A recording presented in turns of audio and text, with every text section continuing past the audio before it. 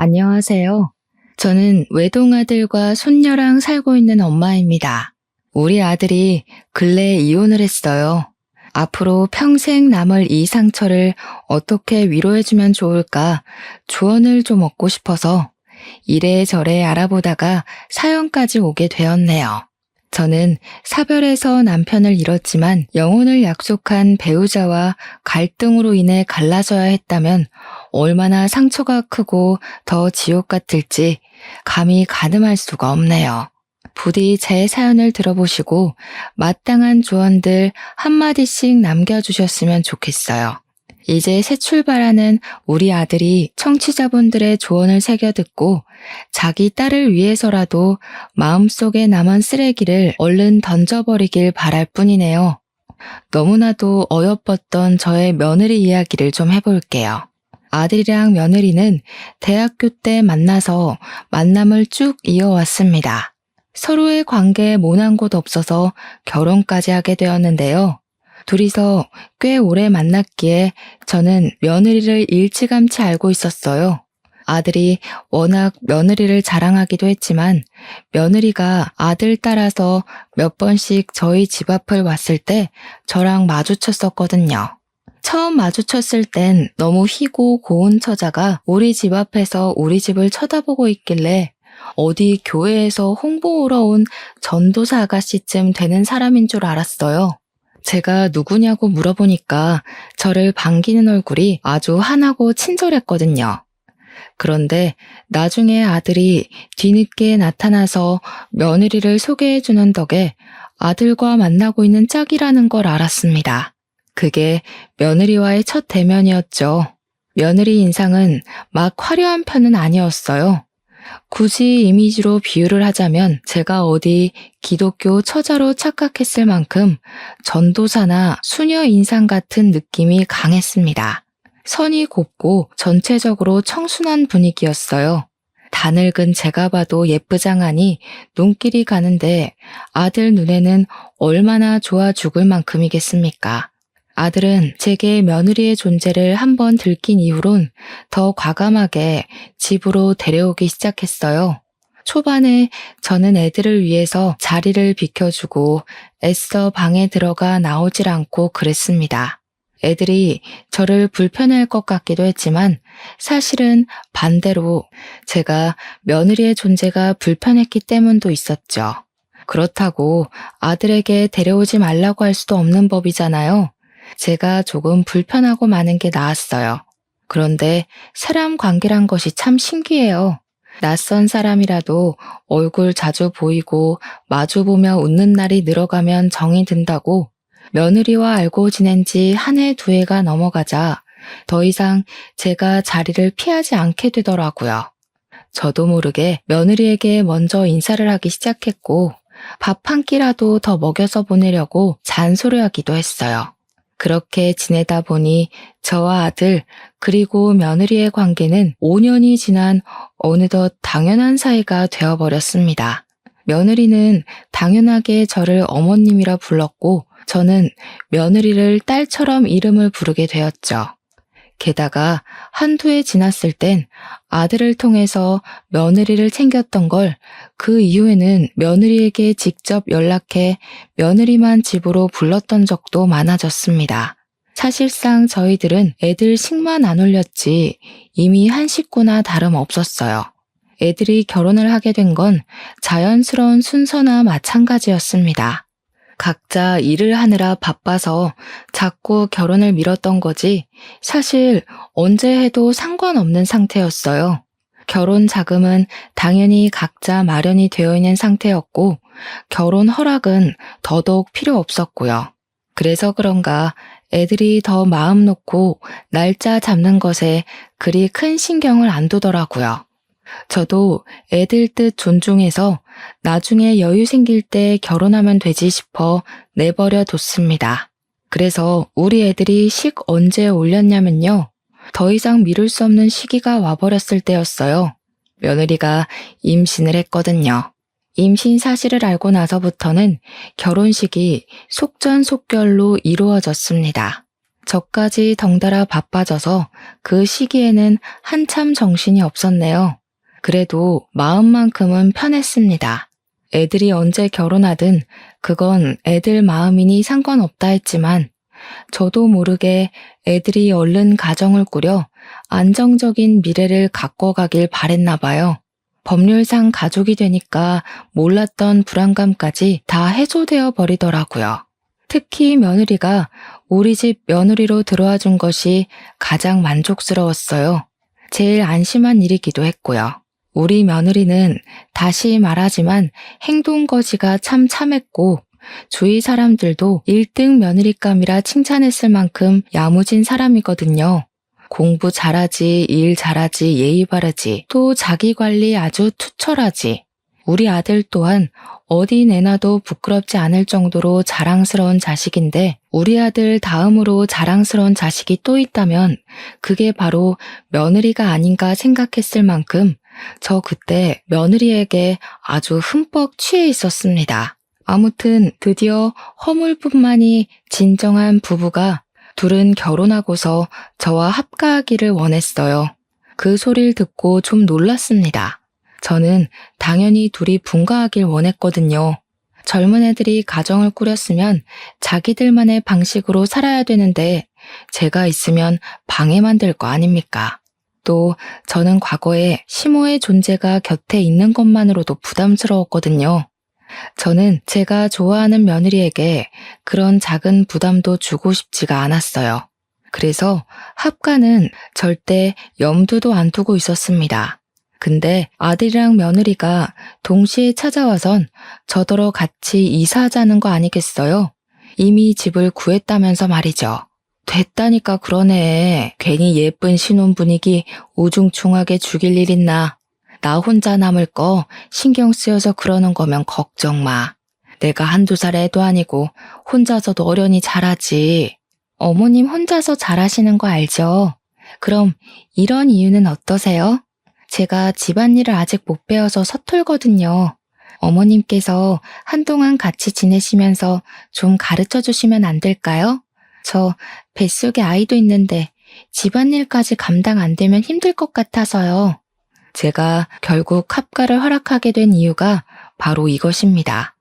며느리가 임신 중이란 사실을 망각했던 건 아니지만 며느리가 추후 집안일 신경 쓰느라 몸 관리를 못할 수도 있다는 사실은 깜빡해버렸어요. 생각보니까 애들이 맞벌이하기 때문에 아이를 출산하는 것과 상관없이 밥조차 제대로 못 챙겨 먹을 것 같더라고요. 곰곰이 고민해보니 분가하면서 세금을 이중으로 내며 서로 마이너스 영향만 받을 바엔 합가하는 쪽이 훨씬 긍정적 영향이 많다는 걸 깨달았습니다. 그래서 저는 아들과 며느리의 제안을 받아들였고 애들 신혼집으로 이사를 가게 되었죠. 민폐가 되지 않겠다고 다시 한번 마음 다잡으면서 어쩌면 잘된 일이라고도 생각했어요. 요즘 젊은 사람들 여자고 남자고 다 일하니까 집안일에 능통하지 못한 거 당연하잖아요. 저 같은 옛날 여자들이야 집안일에 도가 텄죠. 주부 구단이란 말은 저 때나 있는 말이기도 하고요. 또 며느리가 건강하게 순산을 하려면 제가 이리저리 챙길 것이 많을 것 같았어요. 사돈댁은 지방이라 너무 멀어서 한 달에 한 번 오는 것도 버겁거든요. 딸을 둔 엄마 입장에서 임신한 딸이 얼마나 걱정되겠습니까? 저라도 대신 며느리 챙기면서 사부인 마음 놓게 해야죠. 며느리는 일 인계할 사람 구해지고 난 후에 휴직계를 냈습니다. 그리곤 저랑 둘이 집에서 시간을 많이 보냈어요. 저는 며느리를 위해서 늘 산모에게 좋은 음식이나 약, 운동 등을 강구하기도 했어요. 며느리는 며느리로서 저를 잘 따라주었습니다. 저희는 아들 없이 함께 보내는 시간에도 갈등 한 번이 없었어요. 마음 잘 맞는 며느리를 만나면 이렇게 잘 지낼 수 있다는 걸 우리 며느리를 통해서 알았네요. 그렇게 며느리 출산 때까지 최대한 안정적인 시간을 보낼 수 있도록 모두가 노력했고 그 끝내 우리 가족 품으로 예쁜 손녀를 얻을 수 있었습니다. 손녀를 처음 만난 그날은 우리 가족이 진정한 가족이 된 이후 두 번째로 큰 행복을 느꼈던 시간이었어요. 우리 예쁜 손녀를 위해서라도 더 열심히 화목하게 살자고 그날 그렇게 다짐을 했었습니다. 그리고 얼마 후 며느리는 잠깐만 쉬고서 바로 복직을 하여 일에 매진했어요. 워낙 자기 관리에 철저한 사람이라 산후조리원에 있으면서도 업무 연락을 놓지 않던 애였습니다. 제 바람으론 며느리가 한 1년은 푹 쉬고 복직을 했으면 싶었지만 며느리가 워낙 본인의 경력과 자격에 진심인 사람이니 제가 말릴 수는 없었네요. 실제 며느리는 다음 해에 바로 승급을 했습니다. 승급을 하면 당연히 월급도 껑충 뛰어오르잖아요. 며느리의 성장은 집안의 경사나 마찬가지이니 저랑 아들도 며느리의 고생을 진심으로 축하해 주었어요. 축하 파티를 하겠다고 며칠 전부터 떠벌려놔서 그런지 며느리는 그게 다 저랑 아들 덕이라면서 비싼 명품 선물을 준비해 놨더라고요. 어머나, 내 분수에 뭐 이런 걸 봤니? 내가 뭘 한 게 있다고. 다 네가 잘해서 승진한 건데 괜한 돈을 썼네. 이런 거 돈 100만 원 하지 않아? 아직도 모르시겠어요? 어머님 안 계셨으면 저 완벽한 아내, 며느리 이런 거 아무것도 못 해냈어요. 어머님은 저한테 완전 신 같은 존재예요. 남편만큼이나 없어서는 안 된다고요. 제가 어머님한테 얼마나 의지하는지 알죠? 그렇게 생각해주니 내가 참 너무 고맙다. 내 노력한다고 하는데 안 사돈 만큼은 아닐 테니 항상 마음에 걸렸거든. 아무리 그래도 부모랑 떨어져서 남의 부모 모시고 사는 게 어디 쉬운 일도 아니잖아. 항상 신경 쓰였는데 네가 그렇게 말해주니까 체증이 확 내려간다. 저 엄마한테도 엄청 자랑했어요.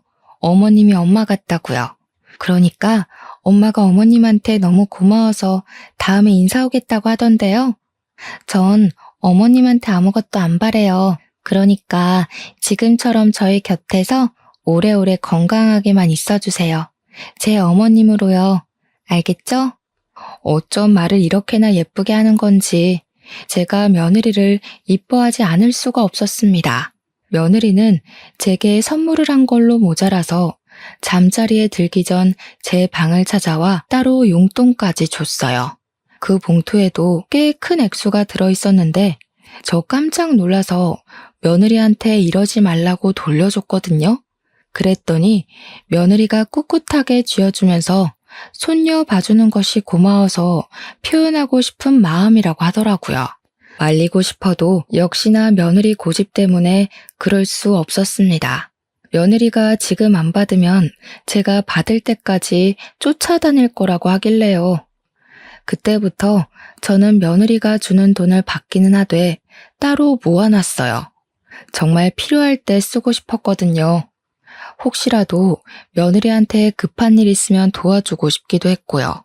어쨌든 갈수록 더 애틋하고 감사한 며느리의 마음에 화답하고 싶었던 저는 그 마음을 몸으로 때웠습니다.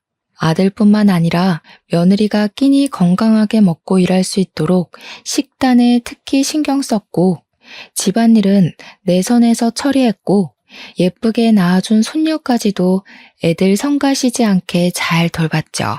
남들이 봤을 때 가사 도우미냐 베이비시터냐 그렇게 볼 수도 있어요.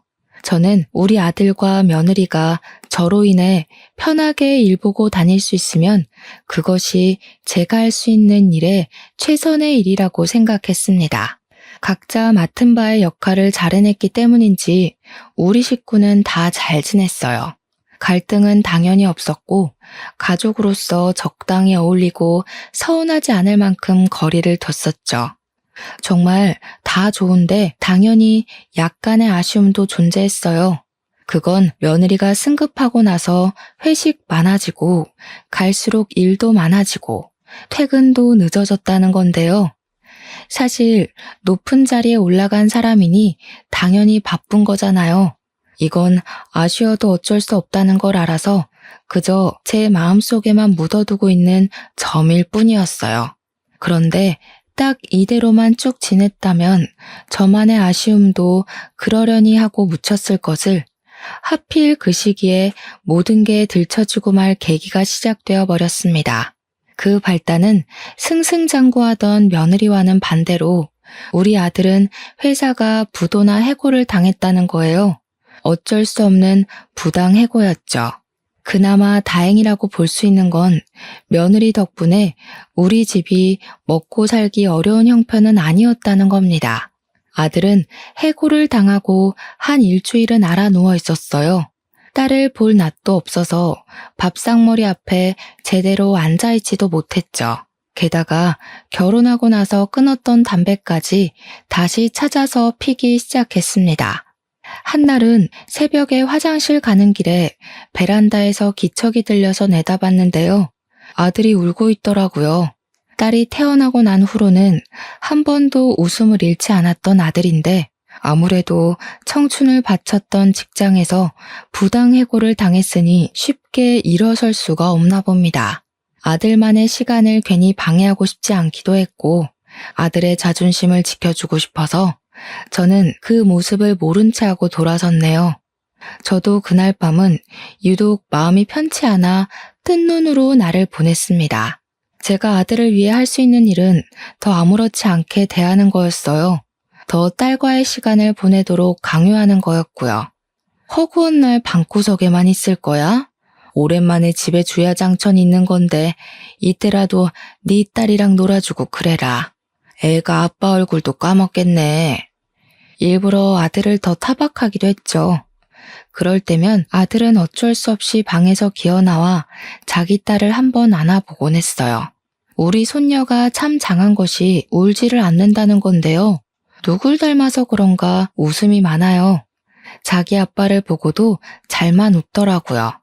그것 때문에 아들이 딸을 보고 눈물을 못 참고 터뜨리는 걸 보고서 저는 자리를 비켜버렸습니다. 그리곤 며칠 뒤였어요. 아들이 갑자기 옷을 챙겨 입고 외출을 하더라고요. 딸과 인사 한번 하더니 저한테 아르바이트 다녀온다고 하는 거 아니겠습니까? 세상에 돈 벌 수 있는 데가 거기만 있는 것도 아니고 아르바이트 하면서 다른 직장 알아보려고. 나보다 나이 더 많은 사람들도 취업 뛰는데 정도면 아직 젊잖아. 아들이 딸이랑 시간을 보내더니 용기를 얻었나 보더라고요. 자식이 있어서 가만히 있을 수 없었던 아들은 끝내 배달 아르바이트를 먼저 시작했습니다. 자랑스러웠어요. 우리 아들이 한층 성장한 어른 같았고 한 집안의 가장으로서도 자격이 있는 것 같아 뿌듯했습니다. 그런데 며느리는 아들이 배달 일을 한다고 하니까 좀 못마땅했나 봐요. 어느 날 방에서 아들이랑 며느리가 처음으로 투닥거리는 소리가 들리더라고요. 제가 감히 끼어들 사이는 아니라고 생각했지만 대화 내용이 바깥까지 들려서 집중을 안 할 수가 없었습니다. 아무리 그래도 그렇지. 여의도 구간 도는 거면 나 회사 다니는 동네잖아. 우리 회사 사람들이 당신 알아보기라도 하면 어떡해? 당신은 와이프가 회사에서 창피당했으면 좋겠어? 내 생각은 안 해? 너네 회사 주소로 된 배달은 안 받으면 되잖아. 그리고 그 사람들이랑은 결혼식 때 한 번 봤는데 뭘 어떻게 알아본다는 거야? 우리 회사 사람들이 눈썰미 얼마나 좋은데 우리 청첩장 돌렸을 때 당신 얼굴 팔렸거든? 우리 집이 배달해야 될 정도로 어려운 게 아닌데 왜 뜬금없이 나서서 고생하냐고. 너무 안타까운 상황이라 생각했습니다. 어쩌다가 사이좋던 애들이 이렇게까지 싸우는 일이 와버렸는지. 부부 일에 이래라 저래라 참견할 입장이 못 되었던 저는 그저 손녀만 안고서 자리를 피할 수밖에 없었어요. 속으로 애들끼리 지혜롭게 관계를 잘 풀어나가길 빌 뿐이었죠. 그런 상황에서 갈수록 안타까운 건 우리 손녀였어요. 엄마라는 사람은 높은 직급이라 바쁘고 아빠라는 사람은 늦은 밤까지 아르바이트 뛰느라 바쁘니 우리 손녀가 시간이 지날수록 더 부모 품에 안겨보질 못하는 겁니다. 한참 중요할 시기인데 이래도 되나 싶어 저도 점점 마음이 조급해지더라고요. 손녀가 저를 좋아해서 울지 않는 건 다행이지만 멀리 생각해보면 이게 다행인 줄도 모르겠어요. 확실히 이때부터 저희 가족이 뭔가 잘못되고 있는 기운은 느껴졌습니다. 그렇게 어느 날이었어요. 우리 손녀는 9시가 되면 꼬박 잠을 잘 잤는데요. 그날은 다소 늦게 잤습니다. 거의 11시 다 돼서 잠이 든 걸로 기억해요. 그래서 제가 집안 정리를 좀 늦게 시작했었거든요. 그런데 한 1시쯤이었나? 누가 도어록을 자꾸 틀리게 눌리는 겁니다. 자꾸 신호음이 울려서 혹시 손녀가 깰까봐 황급히 인터폰 확인했어요. 누구냐고 묻기도 전에 안에서 며느리 목소리 들리더라고요. 저는 바로 나가서 문을 열었습니다. 당연히 며느리 혼자만 있는 줄 알고 잠옷바람 그대로 나갔어요. 근데 막상 제 눈앞에 서 있는 사람은 며느리가 아닌 술에 떡이 된 며느리를 업고 있는 웬 총각이었습니다. 며느리가 번호를 불러주는 대로 총각이 누르고 있었는데 틀리게 부르니까 총각도 계속 틀리게 누르고 있었나 봅니다. 낯선 사람 등장에 제가 당황해서 주춤거리니 총각도 저를 보고 주춤거렸어요. 그러다가 총각이 곧 제게 인사를 하면서 자기가 우리 며느리 동창이라고 소개를 해주더라고요. 그러면서 방이 어디냐고 묻대요. 그제야 저도 당황스러운 마음을 정리하고 얼른 안으로 안내했죠. 고마워서 물 한 잔이라도 주려고 했는데 동창 총각은 괜찮다고 불이 나게 집을 나갔습니다. 며느리는 그새 기절한 듯 잠이 든 상태여서 옷을 갈아입히지도 못했네요. 그날은 며느리를 보면서 기분이 좀 찝찝했습니다. 그전에도 술을 진탕 마시고 와서 쓰러지듯 잠을 잔 적은 많았어요.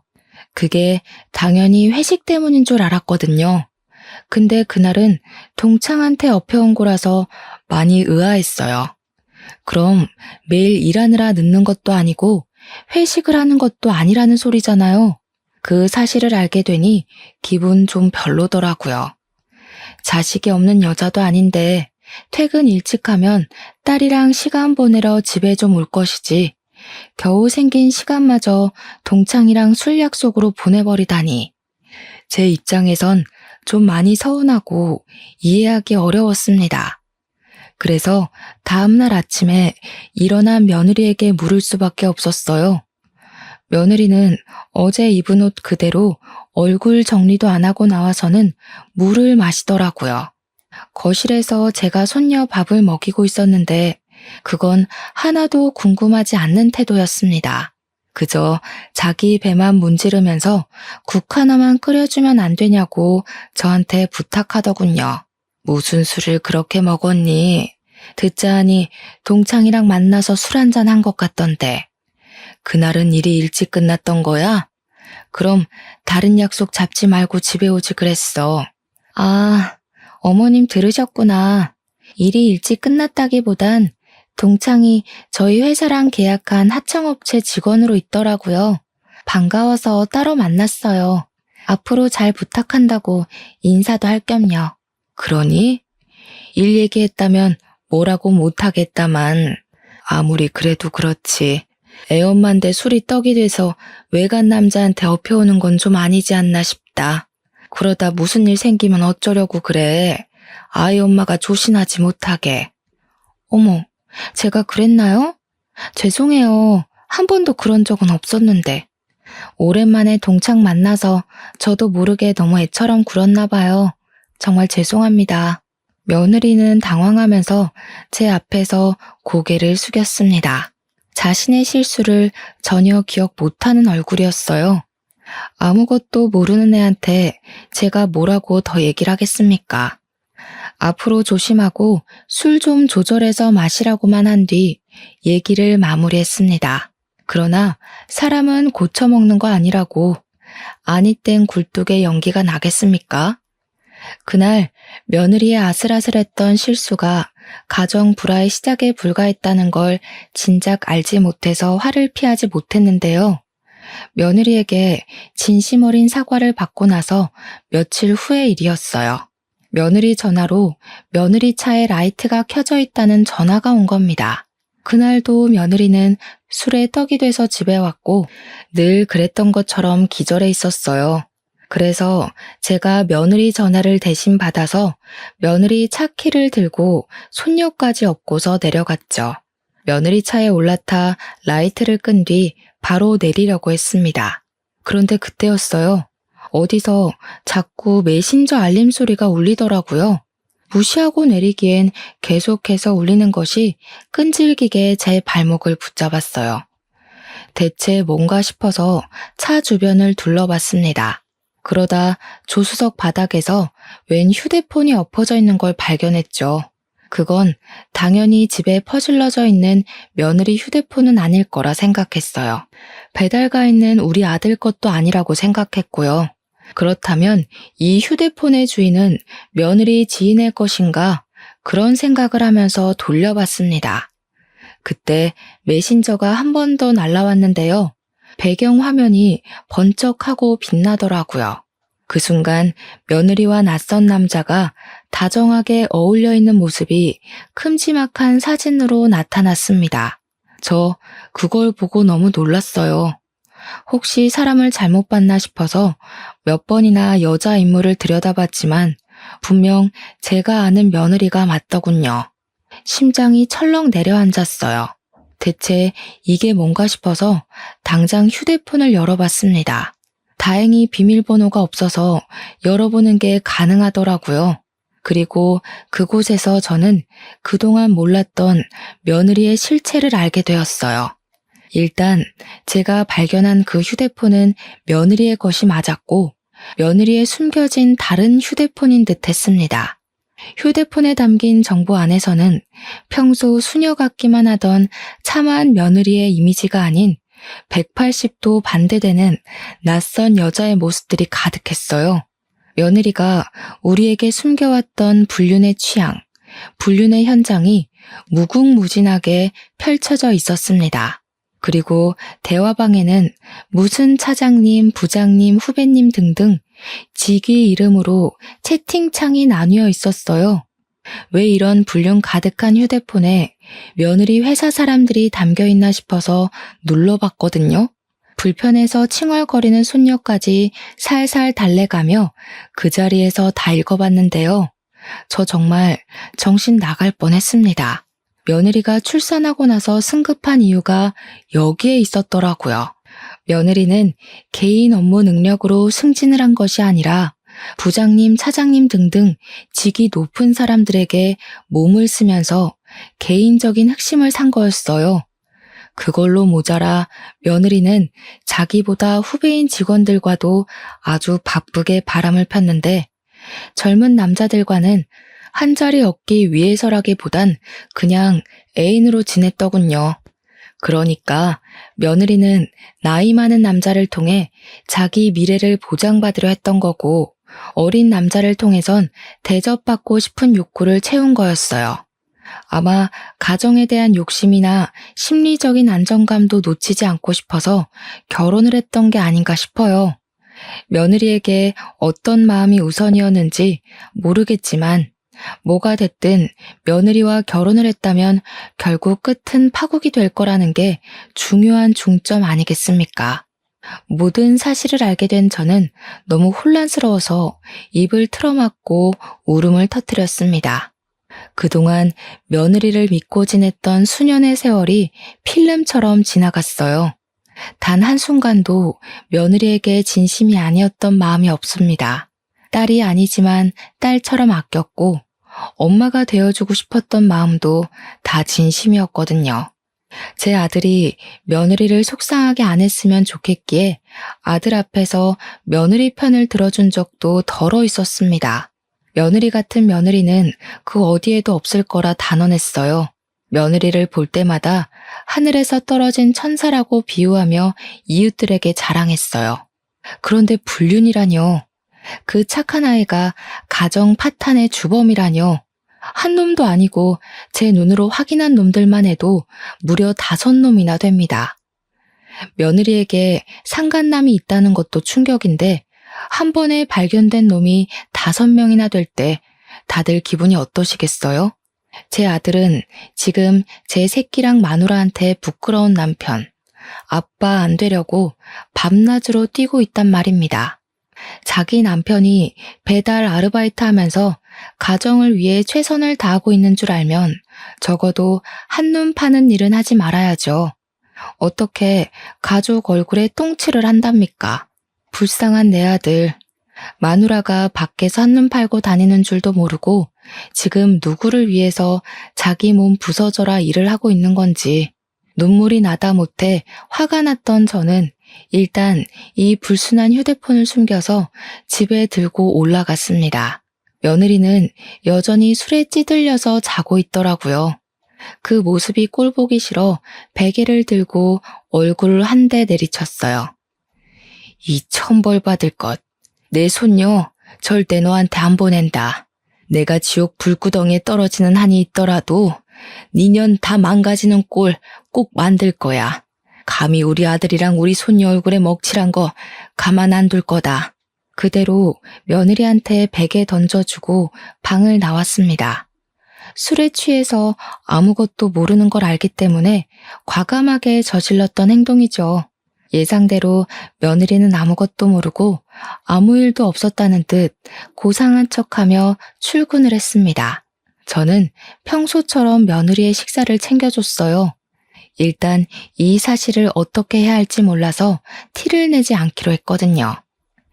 아들한테 말을 하고 싶은데 혹시라도 아들이 이 사실 알고 상처받아서 나쁜 선택이라도 할까봐 이걸 밝히는 게 맞는지 아닌지 고민이 되더라고요. 한참 생각하다가 결국 결정한 것이 전문가의 도움을 빌리는 게 좋겠다는 거였는데요. 저 여태 며느리가 줬던 용돈 안 쓰고 모으고 있었거든요. 그걸로 며느리를 위해서 나중에 쓰려고 했잖아요. 아무래도 변호사를 선임해야겠다는 생각이 들더라고요. 저는 바로 변호사 사무실을 알아봤고 제법 유능한 사람으로 구해서 찾아갔습니다. 제가 갖고 있는 증거물 제출했어요. 무려 5명이나 되는 며느리의 상간남 존재에 변호사도 놀라더라고요. 변호사 말이 사실 이 정도면 굳이 몰래 소송하지 않더라도 며느리가 맞고소할 수 없다고 확언하는 겁니다. 전문가 말을 들으니까 너무 안심이 되었어요. 그제야 저는 용기 내어 아들에게 알리기로 했습니다. 엄마는 아들 선택에 맡길 거야. 그런데 아들, 네가 딸 생각한다고 이혼을 보류하는 결정은 안 했으면 좋겠어. 아이한테 엄마가 필요한 건 맞지만 사실 그런 엄마는 필요 없는 데다가 걘 한 번도 우리 손녀한테 엄마 노릇을 해준 적이 없어. 아들이 제 조언을 제대로 들었는지 모르겠지만 아들은 며느리 불륜 사실에 상당히 괴로워했습니다. 자신이 부당해고를 당했을 때보다 훨씬 더 말이죠. 다행히도 제가 부탁하고 사정하는 탓에 아들이 며느리한테 불륜 사실을 아는 채는 안 했어요. 그저 며느리 얼굴을 제대로 못 보거나 말 섞는 걸 자제했을 뿐이었습니다. 아들의 이혼 고민이 늘어갈수록 아들의 차가운 반응도 늘어가니 그에 따른 며느리의 불만 또한 같이 생길 수밖에 없었는데요. 하루는 며느리가 출근 전 제 곁에 와서 아들 흉을 보며 툴툴거리더라고요. 아무래도 취업이 잘 안 돼서 더 까칠해진 것 같죠? 그냥 집에서 쉬라고 해도 하여간 말을 안 들어요. 대체 누구 고집을 닮은 건지. 어머님이 나중에 다시 한번 말 좀 해주세요. 오토바이 그거 위험하기도 하잖아요. 창피해서 그런 거 아니고. 됐다. 취업이 안 되면 예민해질 수도 있지. 가족이라도 이해해줘야지. 안 그럼 어디 마음 기댈 곳 있겠어? 가족이라면 그런 의리는 있어야 되는 거 아니니. 저도 모르게 그날 난생 처음으로 며느리에게 퉁명스러운 말씨와 대답이 나가버렸어요. 며느리는 한결같았는데 제가 달라져 버린 거죠. 그냥 며느리 실체를 알아버리니까 감히 가족 내다버린 년 입에서 우리 아들 욕이 나오는 게 듣기 싫더라고요. 며느리도 제 기분이 안 좋은 게 느껴졌는지 당황하면서 어색하게 웃었어요. 제 눈치를 보더니 그 순간만큼은 더 순한 양처럼 행동하다가 출근했습니다. 그리고 그날 저녁이었어요. 적어도 아들이 한 달 정도는 생각할 시간을 가질 줄 알았는데 아들이 며느리의 실체가 담긴 폰을 들고 제 방으로 오더니 직접 소송장 준비하겠다고 하더라고요. 제가 휴대폰을 아들에게 줬거든요. 며느리를 용서해 줄 거면 네 손으로 직접 증거물 없애라고 말이죠. 그랬더니 아들이 도무지 며느리의 이중 생활을 눈 감아줄 수가 없었나 봐요. 저는 아들의 결정에 얼마나 가슴을 쓸어내렸는지 모릅니다. 안아서 장난감 물고 있는 손녀를 안으며 제대로 큰 결심을 했어요. 그리곤 바로 아들한테서 며느리 폰을 받아서 며느리 폰에 저장된 불륜남들에게 다 연락을 돌렸습니다. 후배 직원 1명 말고는 나머지 4명은 유부남이더라고요. 그래서 더 쉬웠어요. 그들에게 가정이랑 직장에다 불륜 사실을 소문내겠다고 하니까 고민도 안 하고 당장 며느리를 손절하겠다면서 벌벌 떨대요.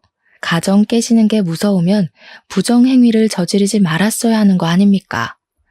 정말 며느리나 상간남들이나 한심하기 짝이 없더군요. 어쨌든 저는 상간남들에게 개인적으로 부탁했습니다. 며느리랑 그 후배 직원 둘만 싸잡아서 불륜 커플로 사내에 소문을 퍼뜨려 주라고 내가 보내주는 사진까지 첨부해서 말이죠. 그랬더니 가정이랑 자신들의 직위는 지키고 싶었던 4명의 상간남들이 손수 며느리와 그 후배 직원을 묶어 회사에 퍼뜨리기 시작했어요. 고위 직급이라 그런가 행동 빠르고 지시가 빨라서 회사에 소문 퍼지는 건 시간 문제더라고요. 며느리가 출근한 아침에 연락했는데 그 몇 시간 만에 난리가 난 것 같았습니다. 그 사실이 퍼지자 회사에 붙어 있을 수 없었는지 며느리가 결혼하고 정말 오랜만에 대낮에 집에 온 거 아니겠어요? 오늘 몸이 안 좋아서 좀 일찍 왔어요. 저 좀 쉴 테니까 저녁 때까지 깨우지 마세요. 몸이 아파서 왔다는 우스운 핑계를 대는 며느리 앞을 아들이 막아섰습니다. 그리곤 아들이 며느리 얼굴에다 소송장을 집어던졌죠. 아내라는 사람이 이렇게 유명한 사람인지도 모르고 내가 아주 입이 마르고 닳도록 자랑하고 다녔네. 언제까지 뻔뻔할 생각이야? 당신 제정신이야? 왜 얼굴에 던지고 그래? 이게 뭔데 그래? 며느리는 얼굴에 얻어맞은 소송장을 주워들더니 그걸 읽으면서 점차 표정이 굳어갔어요. 이혼 사유는 네가 제일 잘할 텐데. 이미 회사에 소문짝 퍼졌잖아. 변명할 여지가 없을걸? 오늘은 한 놈이랑만 퍼졌겠지만 다음 주는 2번째 놈도 터질 거야. 그리고 그 다음 주는 3번째를 터뜨릴 거고 그 다다음 주는 4번째를 터뜨릴 거지. 끝이 아니더라.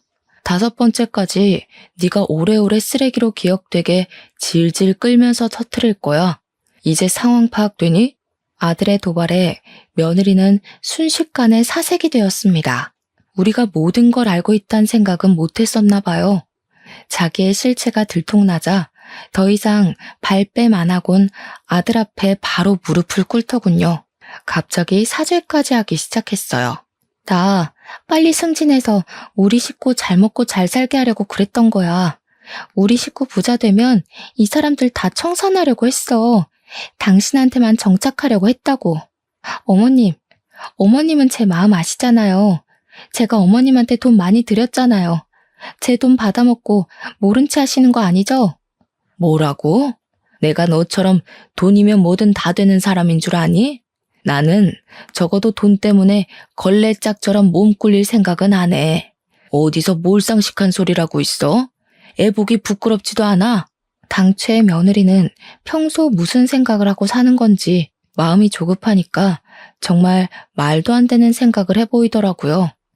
자기 자식보다 자기 앞날을 더 중요시 여기는 태도를 보였는데요. 아직 엄마 소리도 못하는 아기를 가리키면서 울분을 토하는 겁니다. 저 조그만 게 알면 뭘 한다고요. 먹고 울고 똥만 싸는데 솔직히 아직까진 짐승이랑 똑같은 거 아니에요? 쟤만 아니었어도 이 지경까지 안 왔어요. 이렇게 급하게 결혼도 안 했을 거라고요. 너무 황당한 말이지 않습니까? 우리 아들이랑 며느리 6년 만에 결혼했습니다. 그 정도면 급하게 결혼한 것도 아니거든요. 심지어 임신 안 했다면 그 기간이 더 길어졌을 수도 있다고요. 게다가 어떻게 자기 자식더러 짐승이라고 얘기를 할 수가 있나요? 저는 오히려 그렇게 얘기를 하는 며느리가 더 짐승 같아 보여서 결국 못 참고 며느리의 귀싸대기를 날렸습니다. 그런데 그때였어요. 며느리의 망언에 아들은 저랑은 다른 뭔가를 깨달았나 봅니다. 갑자기 며느리 멱살을 잡더니 충격받은 얼굴을 하는 거 아니겠습니까? 그리곤 아들이 내뱉는 말에 저도 입을 틀어막고 말았어요. 애 아니었으면 결혼 급하게 안 했을 거라는 게 무슨 말이야? 설마 혜율이 우리 딸 아니야? 아들이 콕 집어 얘기를 하자 며느리 표정이 세차게 흔들렸습니다. 그리곤 당황한 며느리가 뭔 개소리냐며 생전 우리 앞에서는 안 쓰던 은어까지 쓰기 시작했어요. 누가 봐도 며느리의 거짓말은 거짓말로 보일 정도였죠. 화가 난 아들은 며느리를 강제로 끌고서 현관으로 향했습니다. 그리고 저 보고도 손녀를 데리고 같이 유전자 센터 가자고 해서 외출을 하게 되었어요. 가는 도중에 며느리가 계속 저항했지만 아들이 처음으로 무서우리만큼 힘을 써서 며느리를 차에 태웠어요. 그리고 몇 시간 뒤 센터에서 받은 서류로 인해 절망적인 사실이 밝혀졌습니다. 설마 했는데 제가 안고 있는 손녀가 우리 아들 핏줄이 아니라는 사실이었어요. 손녀를 안고 있던 저는 그대로 주저앉아서 눈물을 터뜨렸습니다. 이런 상황에서도 아무것도 모르고 착하게 안겨있는 손녀를 더 꼭 안으면서 당시의 상황을 원망했어요. 아들은 들고 있던 검사지를 며느리한테 던지면서 생부가 누구냐고 소리치고 있었습니다. 장소가 센터인 것도 있고서 상간남들 중에 누구냐면서 당장 밝히라고 언성을 높였죠. 미안해 여보. 나도 나중에 알았어. 그 사람들은 아니야. 내가 다 잘못했으니까 제발 그냥 넘어가줘. 당신이 시키는 거 다 할게. 내 급여 당신이 관리하겠다고 해도 아무 말 안 할게. 내 전 재산 다 줄게. 그러니까 제발 부탁이야. 아무것도 묻지 마. 뒤져보면 알겠지. 남자 관계 복잡한 네가 우리 딸 생부를 과연 끊어냈을까? 대신 내가 뒤져서 알아내면 넌 이제 한국에서 얼굴 들고 못 살 줄 알아. 아들이 작정하고 며느리의 본 휴대폰을 뺏으려고 하자 며느리가 결국 알겠다고 실토를 했는데요. 그 얘기를 듣고 제가 제일 크게 경악하고 말았어요. 듣다 보니 누군지 어렴풋이 알겠더라고요. 며느리 말이 손녀 생부는 자기 동창생이라고 했습니다. 그 말을 듣자마자 생각나는 사람이 있었어요. 바로 지난날 술 취해서 며느리를 업고 왔던 동창생이었죠. 그 총각이 우리 손녀의 생부였던 거예요. 며느리랑 그때 만난 이유가 일 때문이 아니라 손녀 때문이었던 겁니다. 게다가 임신하고 그 총각이 아닌 우리 아들이랑 결혼을 했던 건 우리 아들과 사귀던 중에 그 총각이랑 바람을 피웠는데 당시 그 총각은 전망이 없는 사람이었고 우리 아들이 더 미래가 탄탄했던지라 우리 아들 애인 척 속이고 결혼을 했던 거라네요. 여보, 미안해. 어머님, 제가 잘못했어요. 저 정말 이혼하기 싫어요. 다시는 바람 안 피울게요. 돈 때문에 그랬어요. 이제 돈 필요 없으니까 다 정리할게요. 제발 한 번만 봐주세요. 2번 실수하면 그때 이혼하면 되잖아요. 이미 지나버린 사실까지 알자 저는 또 한 번 세상이 무너지는 느낌을 받았습니다. 아마 아들이 가장 크게 상실했겠죠. 그 와중에 며느리는 계속 손이 발휘되도록 빌었어요. 하지만 그게 어디 용서로 될 일이겠습니까? 부부는 신뢰가 없으면 이미 끝난 관계잖아요. 그건 가족 관계도 마찬가지고 부모 자식 관계도 역시라고 생각합니다. 아들은 물론이거니와 저도 며느리에게 더 이상 신뢰가 없어요. 며느리와 함께 가야 할 이유가 없기 때문에 며느리의 용서를 받을 이유도 없었습니다. 아들은 끝내 며느리를 버렸고 이혼 소송을 진행했습니다. 그뿐만 아니라 손해배상 청구까지도 하게 되었죠. 그리고 무려 5명의 상간남에다 손녀의 생부까지 해서 총 6명의 상간남에게 상간자 소송을 진행했어요. 또 며느리에게 양육권 청구도 빠짐없이 요구했고요. 며느리는 우선 불륜 소문이 나자마자 회사에서 사직당했습니다. 소문이 좀 길게 퍼져서 그 뒤로도 같은 계열사 취직은 어려울 거예요. 게다가 그 4명의 유부남 집안에서 상간녀 소송까지 당하는 바람에 전 재산을 잃고 빚쟁이가 되었다고 들었거든요. 어디 일용직 아르바이트나 뛰지 않을까 싶습니다. 그런 여자 소식 더는 불경스러워서 관심 끊다 보니 여기까지만 알고 있고요. 일단 우리 아들은 다행히 취직에 성공했어요. 큰일 치르면서도 취업 준비를 손 놓지 않더니 결국 괜찮은 회사에 들어갔습니다. 이제 막 들어가서 적응하려면 시간이 많이 필요할 거예요. 그리고 우리 예쁜 손녀는요.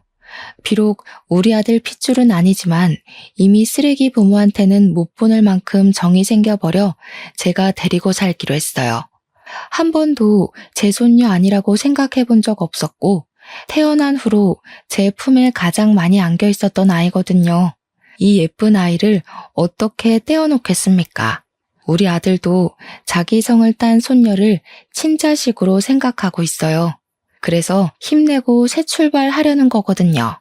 이혼하면서 아마 아들이 가장 많이 힘들었을 텐데 쉬지도 못하고 뛰기만 하는 것 같아서 좀 많이 걱정됩니다. 아들이 워낙 내색하는 편이 아니라 제가 또 대놓고 위로도 못하겠어요. 속병이 나면 안 될 텐데 그렇게 저 혼자만 전전긍긍하고 있네요. 시간이 약이라지만 괜히 힘이 돼주는 말 한마디 해주고 싶어요. 혹시 부담스럽지 않은 조언이 있다면 한마디씩 알려주세요. 우리 아들이 보고서 내심 위로를 받을 수 있었으면 좋겠습니다. 아무쪼록 일이 잘 풀린 거라 생각하고 열심히 살아보도록 하겠습니다. 저도 우리 아들이랑 손녀를 위해서 건강관리 잘하면서 곁에 오래오래 머물러 보려고요.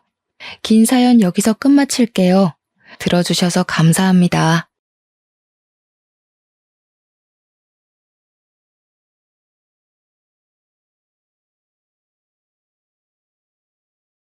안녕하세요, 청취자 여러분.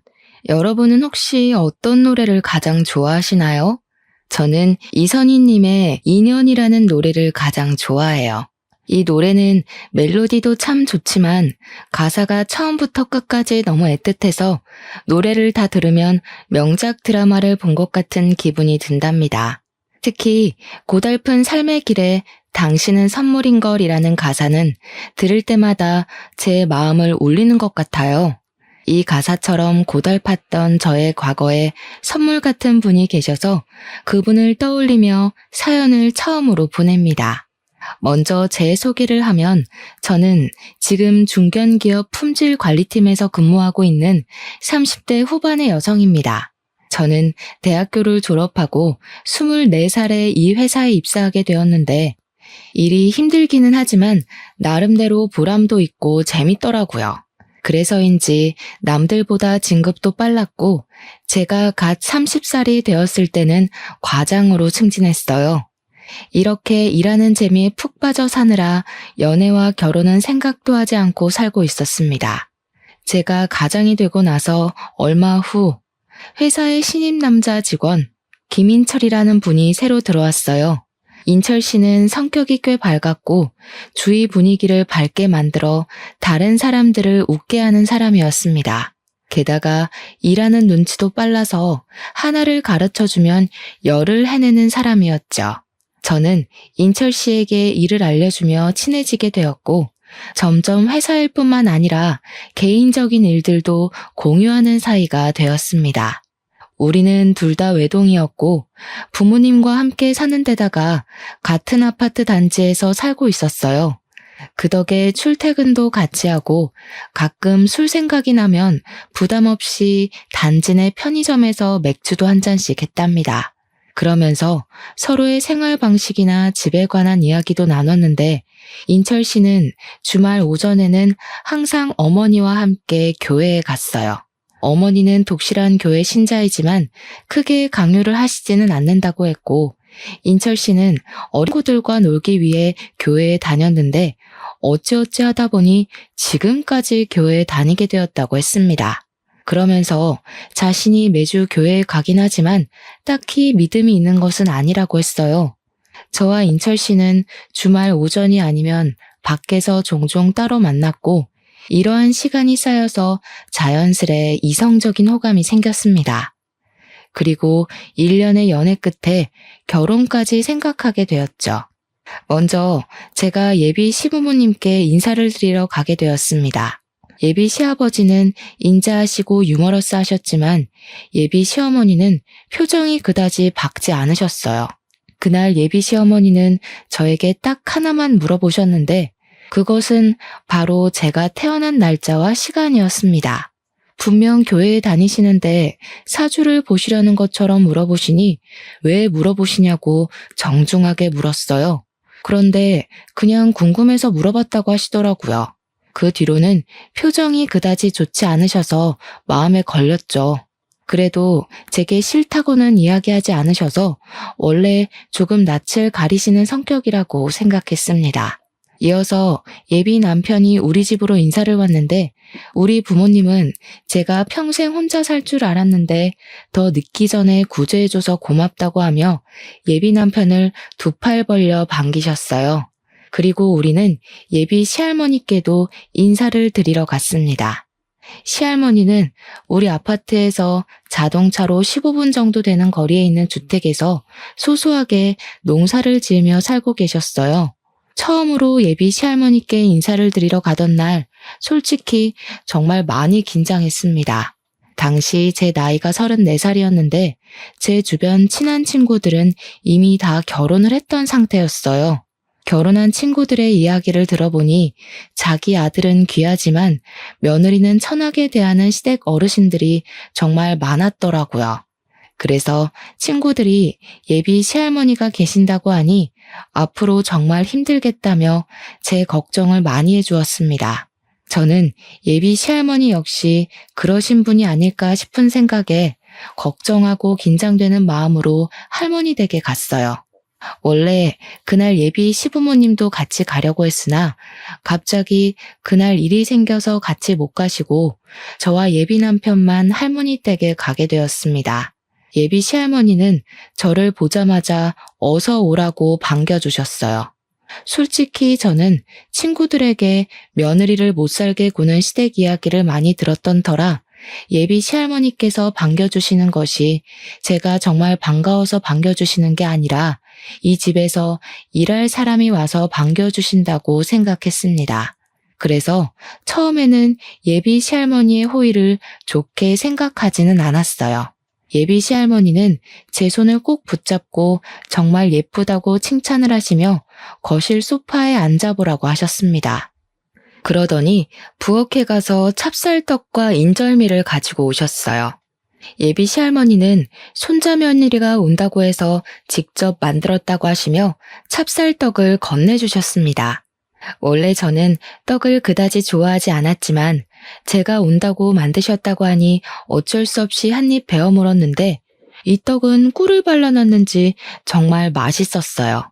제가 맛있게 먹는 모습을 가만히 보시던 예비 시할머니는 제게 앉아서 먹고 있으라고 하시더니 부엌에 가셨습니다. 제가 뭐 도와드려야 하나 싶어서 부엌에 따라가니 절대 오지 말라고 하셨어요. 어쩔 수 없이 거실에 앉아 떡을 마저 먹고 있는데 예비 시할머니는 이제 준비가 다 됐으니 부엌에 오라고 하셨습니다. 그래서 가보니 식탁에 각종 나물 반찬들과 잡채가 한가득 있었어요. 저는 솔직히 나물을 그다지 좋아하지 않습니다. 우리 엄마가 손맛이 없으셔서 나물을 무쳐도 하나도 맛이 없었거든요. 그런데 예비 시할머니가 만들어주신 나물 반찬은 정말 맛있었어요. 제가 한 그릇을 싹싹 비우니 예비 시할머니는 잘 먹어서 너무 예쁘다고 제 머리를 쓰다듬어 주셨습니다. 식사를 마치고 설거지라도 하려고 했더니 예비 시할머니는 절대 하지 말라고 하셨어요.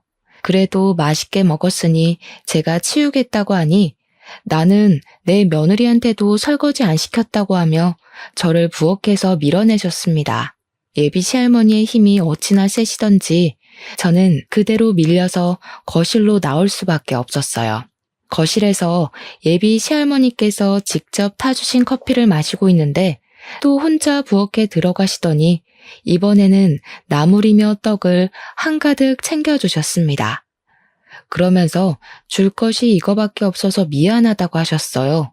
저는 너무 감사하기도 하고 아무것도 안 하고 얻어먹고만 온 것 같아 너무 죄송하다고 말씀드렸더니 가족끼리 무슨 그런 말을 하냐며 그냥 한 번씩 내 생각만 해달라고 하셨습니다. 사실 시할머니까지 계신다길래 걱정을 정말 많이 했는데 예비 시할머니는 인자하시고 저를 어린 손녀 보듯이 따뜻하게 대해주셨어요. 뭔가 어릴 때 돌아가신 저의 할머니가 다시 오신 기분이 들어서 마음이 따뜻하고 푸근했습니다.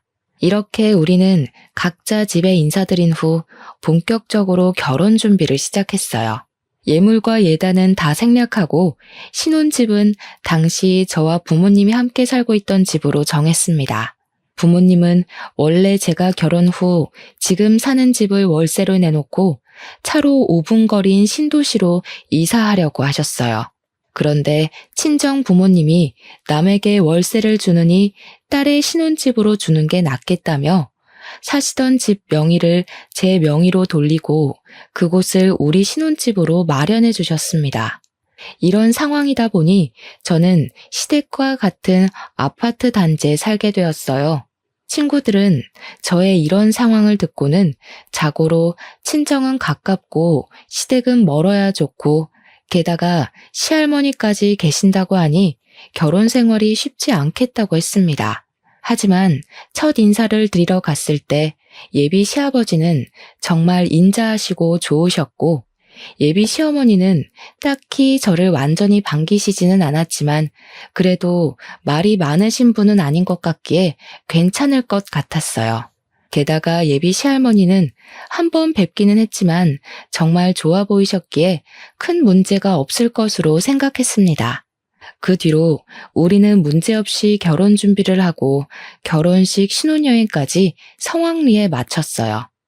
그리고 결혼 후 시댁에 처음으로 가게 되었습니다. 시댁에 갔는데 시아버지는 아직 회사에서 퇴근하시기 전이셨고 시할머니는 시댁으로 오고 계시는 중이라 시어머니만 계셨어요. 신혼여행은 잘 다녀왔니?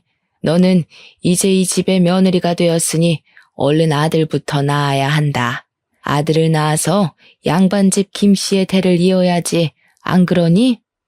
자녀 계획도 중요하지만 사실 저는 회사 일 때문에 당장은 아이를 가질 생각이 없어요. 자녀는 저와 남편이 회사 일이랑 잘 생각해서 천천히 가지도록 하겠습니다. 이게 아주 큰일 날 소리를 하는구나. 빨리 아들을 가져야지. 안 되겠다. 빨리 아들이 생기도록 기도라도 해야겠어.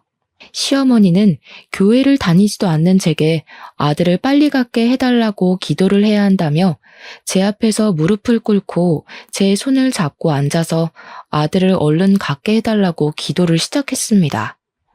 남편도 제 옆에서 무릎 꿇고 기도를 했고 분위기가 이러다 보니 저도 얼결에 같이 기도를 했어요. 기도를 마친 후 시어머니는 아들을 가지기 위해 최선을 다하라고 신신당부를 했습니다. 그리고 잠시 후 어머니는 결혼 후 정식으로 시댁에 처음 왔으니 이제 밥을 먹게 음식을 차리라고 하셨어요. 사실 저는 부끄럽지만 결혼 전에 밥을 해본 적이 없습니다. 우리 친정은 다들 평일에는 회사에서 일하느라 집에서 밥을 먹지 못했고 주말에는 외식이나 배달 음식을 먹었어요.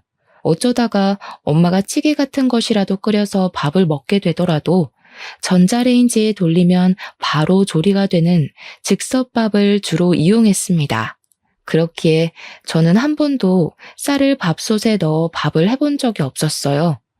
그래서 요리에는 그다지 소질이 없는데 갑자기 요리하라니 너무 황당했고 뭘 어떻게 시작해야 할지 몰라 가만히 있을 수밖에 없었습니다. 원래 우리 집은 풍습이 며느리들이 처음 시댁에 오면 음식을 직접 해서 어른들에게 요리 실력을 검사받는단다.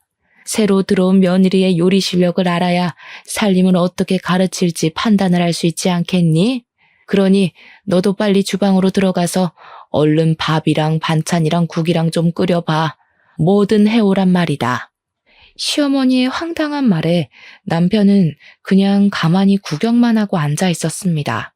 익숙하지도 않은 주방에 가만히 서서 뭘 어찌해야 하나 당황스러워하는데 시할머니와 시아버지가 오셨어요. 시할머니는 제가 저번에 좋아했던 밑반찬을 가득 들고 오셔서는 당분간 회사 일하고 집 정리하느라 밥 제대로 챙겨 먹기 힘들 테니 이 반찬들 먹으라고 하셨습니다. 그리고 시어머니에게는 내 손자 며느리한테 시집살이 시키려거든 가만히 안 둔다고 하셨어요.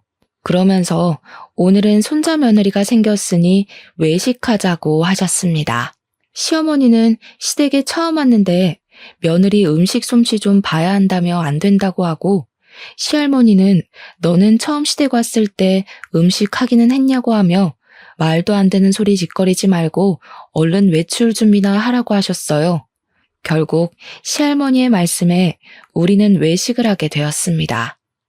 우리 예쁜 며느리 덕에 좋은 음식을 다 먹네. 고맙다. 우리 며느리, 우리 이렇게 가족이 되었으니 앞으로 잘 지내보자. 그래, 우리 그렇게 꽉 막힌 사람들도 아니니 앞으로 가족으로서 재밌게 잘 지내자.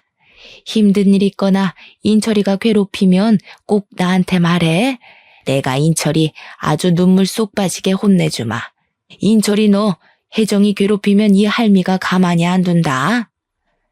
원래 처음에는 며느리가 직접 차려준 밥을 얻어먹어야 한다는데 혜정이 넌 할머니 계셔서 참 좋겠다. 너는 처음에 밥상 차렸니? 밥도 제대로 못 앉힌 주제에 무슨 말이 그리 많아. 어디서 지금 시애미질 하려고 드냔 말이다. 내가 언제 너한테 시애미질 됐니? 물론 그건 아니지만 그래도 할 도리는 해야죠. 도리? 너는 기본 도리는 다 했고 어디 한번 너에 대해서 이 자리에서 읊어주랴? 내가 너 많이 참고 있는 거 알지? 시할머니가 언성을 높이시며 하시는 말에 시어머니는 아무 말도 하지 못하고 가만히 있었습니다. 솔직히 시댁에 처음 오자마자 아들 낳으라고 하고 밥상 차리라고 다그치던 시어머니가 좋지는 않았지만 그래도 시할머니와 시아버지가 든든한 제 편이 되어주는 것 같아 좋았어요. 그렇게 외식을 마치고 집에 가는 길에 곰곰이 생각해보니 집에서 가만히 있던 남편에게 서운한 감정이 들었습니다. 제가 남편에게 아까는 너무 서운했다고 하자 그 자리에서 저를 두둔하면 앞으로 어머니가 저에게 시집살이를 시킬 것 같아서 일부러 그랬다고 했어요. 그러면서 자신의 마음은 그게 아니었다고 하며 미안하다고 했습니다. 아까 그 자리에서는 화가 많이 났지만 남편이 진심으로 미안하다고 하니 또 마음이 사르르 풀려서 다음부터는 잘하라고 하고 말았어요. 그리고 결혼 후 첫 주말이 되었습니다. 남편은 결혼 전처럼 아침부터 엄마를 모시고 교회에 가야 한다며 나갔어요. 저는 남편 없는 신혼집에서 혼자 쉬고 있었습니다. 결혼 후 처음 시댁에 갔을 때 시어머니가 아들을 낳아야 한다며 기도까지 해서 혹시라도 교회 같이 가자고 하지 않을까 걱정했지만 저에게 교회 다니자는 말은 일절하지 않아서 다행이다 싶었어요. 교회에 다니시니 제사도 당연히 없을 것이고 교회에 다니자는 말도 하지 않으시니 이 정도면 나쁘지 않은 시댁이라는 생각이 들었습니다. 저는 혼자 집에서 쉬다가 깜빡 잠이 들었는데 눈을 떠보니 벌써 오후 1시였어요. 원래는 예배가 끝나고도 남을 시각이었는데 아직도 남편이 오지 않아서 전화를 해보니 결혼했다고 축하 인사 받느라 오후 늦게나마 집에 갈 것 같다고 했습니다. 저는 어쩔 수 없이 혼자 점심을 먹고 심심해서 친정에 놀러 갔어요. 친정 부모님은 첫 주말인데 왜 혼자 있느냐고 해서 시어머니와 남편이 같이 교회에 갔다가 늦게 온다고 해서 왔다고 했습니다. 친정엄마는 시어머니가 다른 사람들은 며느리에게 제사나 교회를 강요하던데 그러지는 않은 것 같아서 다행이라고 말씀하셨어요. 친정에서 엄마와 시간을 보낸 후 오후 5시쯤에 다시 신혼집으로 갔습니다. 집 앞에는 남편과 시어머니가 이제 막 와서 주차장에 차를 주차하고 있었어요. 시어머니는 저를 보자마자 집에 있지 않고 혼자 어디 갔다 왔냐고 물으시길래 할 일이 없어서 친정에 다녀왔다고 했습니다. 이게 결혼한 지 얼마나 됐다고 벌써 친정행이야? 제정신이야? 네? 여자는 결혼하면 친정 가지 말라는 법이라도 있나요? 제가 친정에 간 일이 제정신이냐는 욕을 들을 만큼 잘못한 일인 거예요? 당연하지. 원래 여자는 결혼하면 친정은 이제 없다고 생각하며 살아야 해. 그게 며느리다. 인철 씨는 결혼해도 자기 엄마랑 교회 다니면서 저는 왜 엄마를 보면 안 돼요? 그럼 저는 주말마다 혼자 집에 있어야 해요? 왜요? 남자랑 여자랑 같니? 그게 남자와 여자의 차이야. 그리고 네 하늘 같은 남편한테 인철 씨가 뭐니 인철 씨가. 감히 너 입에서 남편 이름을 올려? 안 되겠다. 아무래도 며느리 교육 좀 해야겠어. 내일부터 매일 아침 너희 집에 갈 테니 그리 알아라. 시어머니는 제 상식으로는 도무지 이해가 가지 않는 말을 하며 화를 버럭 내시고는 시댁으로 가시고 저와 남편도 집으로 들어갔습니다. 저는 남편에게 무슨 며느리는 친정에도 못 가게 하냐고 투덜댔어요. 남편은 그래도 우리 집은 제사도 없고 교회에 나오라고 강요도 하지 않는데 이 정도면 남들보다 나은 것 아니냐며 이 상황의 심각성을 전혀 몰라 했습니다. 저는 이런 남편을 보며 이 결혼을 잘 유지할 수 있을까 하는 의문이 들었어요. 이미 결혼식도 다 올리고 했지만 혼인신고는 좀 더 지나서 신뢰가 확실히 쌓였을 때 해야겠다는 생각을 했습니다. 그날 밤 저는 원래 머리만 대면 잠을 자는 성격이었으나 그날은 이런저런 생각들이 꼬리에 꼬리를 물어 잠이 쉽게 들지 않았고 새벽 2시 정도에 겨우 잠이 들었어요. 아직 밖이 깜깜한 새벽, 갑자기 누가 우리 집 벨을 눌렀습니다. 시계를 보니 아직 5시였어요. 남편은 원래 잠기가 매우 어두워서 정신없이 잠을 자고 있었습니다. 저는 제가 잘못 들었나 싶어 다시 자려는데 또 벨을 누르더라고요.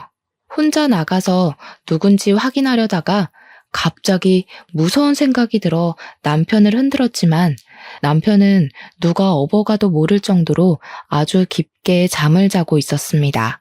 그때 시어머니로부터 전화가 왔어요. 무슨 일인가 싶어 전화를 받으니 지금 문 앞이라고 하시며 얼른 문을 열라고 하셨습니다. 제가 현관을 열자마자 시어머니는 새색시가 아직도 꼬락서니가 이게 뭐냐고 하며 얼른 잠 깨고 밥 차릴 준비하라고 하셨어요. 저는 이 새벽에 무슨 자다가 봉창 두드리는 소리를 하시느냐고 했습니다. 내가 어제 이야기하지 않았니? 너 며느리 교육한다고. 대단한 김씨 가문의 며느리가 됐으면 새벽부터 일어나서 바깥일하는 김씨 가문을 위해 아침상을 대령해야 해. 그야 여자들은 집안일만 하던 옛날 이야기죠. 지금은 여자도 남자처럼 똑같이 일하는 시대잖아요.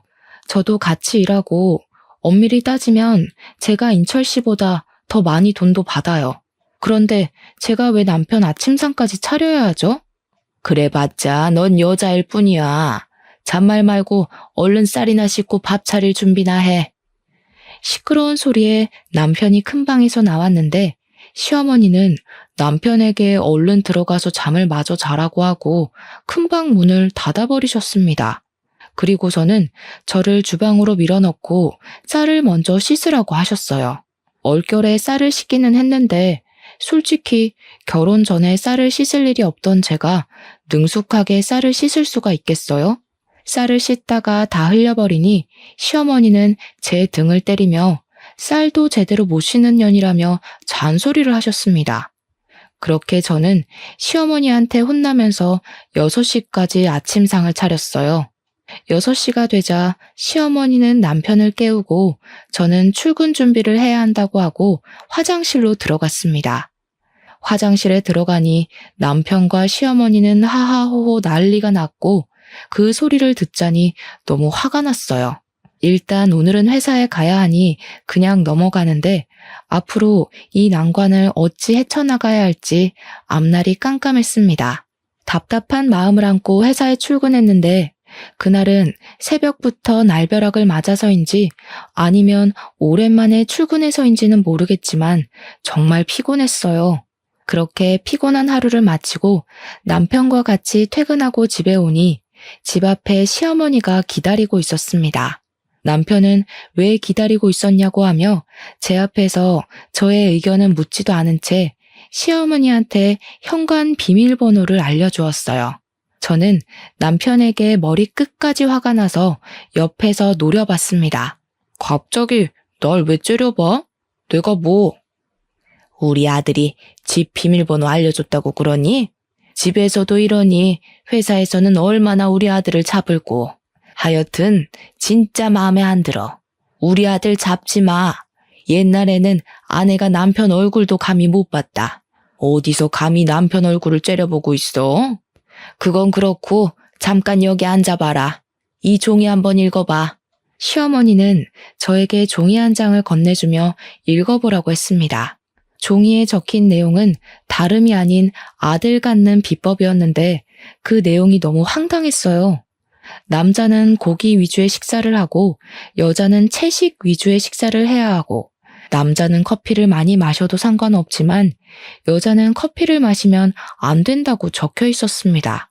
그리고 새벽 3시 이후에 잠자리를 가지면 아들을 가질 확률이 높고 아들을 낳으려면 남자가 피곤하면 안 되니 집에서 남자는 집에서 절대 휴식을 취해야 한다고 적혀 있더라고요.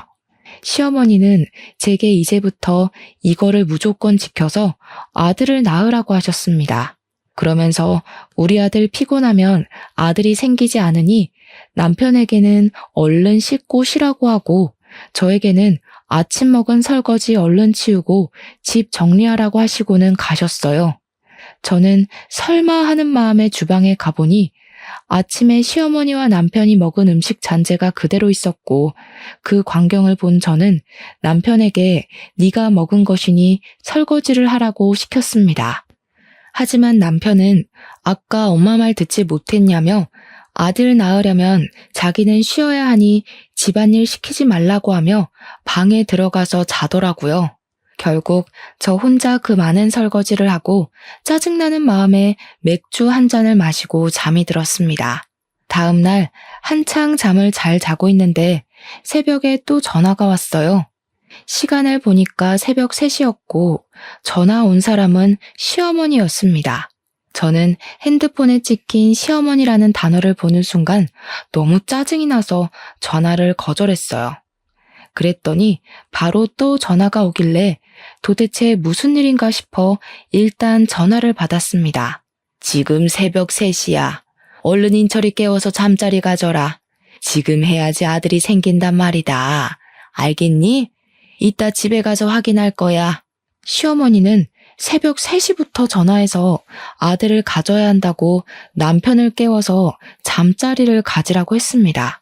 아니, 아들을 갖는 것이 저 혼자 노력해서 될 일도 아니고 이런 거는 아들을 갖는데 필요한 염색체를 가진 자기 아들에게 말해야지 저한테 시키는 것은 또 무슨 경우랍니까? 저는 시어머니의 말이 너무 황당해서 그냥 전화를 끊고 다시 잠을 청했어요. 그리고 잠시 후 집에 시어머니가 들이닥쳤습니다. 어제 남편이 알려준 비밀번호를 열고 들어온 거예요. 그때 시간이 새벽 5시였고 깊은 잠을 자던 저와 남편을 보더니 시어머니는 기겁하며 저를 거실로 데리고 나갔습니다. 왜 잠자리를 안 가졌어? 얼른 아들을 낳아야 할 것 아니냐. 저는 아직 아이 가질 생각 없어요. 그리고 제가 무슨 아들 낳으려고 결혼한 것도 아니고 왜 이리 아들을 가지라 말아요. 인연이 결혼했으면 아들을 얼른 가질 생각을 해야지. 네가 결혼하면서 우리 집에 해준 것도 없는데 아들이라도 낳아야 할 거 아니냐? 제가 왜 한 것이 없어요? 이 집 우리 집에서 해주신 거 잊으셨어요? 고작 이딴 허름한 집 따위 하나 해줬다고 유세냐? 내 참 어이가 없어서. 네가 솔직히 얼굴이 이쁘기라냐, 집이 재벌집이기라냐. 다른 며느리들처럼 사근사근한 것도 아니고 나이가 어린 것도 아니고 하나부터 열까지 다 맘에 안 들었지만 그래도 나 다 참고 아들 낳을 사주라고 해서 결혼시켰다. 그럼 빨리 네가 아들을 낳아야 할 것 아니냐? 네? 아들 낳을 사주요? 그건 무슨 소리예요? 어머니 교회 다니시는데 사주 같은 거 믿어도 돼요? 제 말에 시어머니는 잠시 당황하더니 말이 잘못 나왔다며 아들 잘 낳게 생겨서 결혼시켰다고 했습니다.